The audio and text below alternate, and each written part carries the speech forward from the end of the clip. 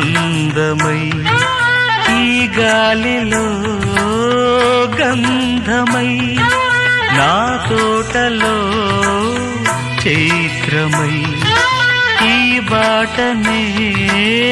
నడచిరా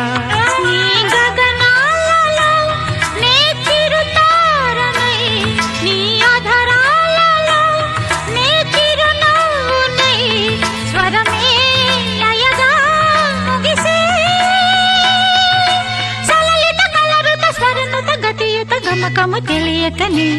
కీరవాణి చిలకల కలకల పాడలేదు వలపులే తెలుపగా ఇలా రాలిన పువ్వులు వెదజల్లిన తావుల అలికిడి ఎరుగని పిలుపుల అలిగిన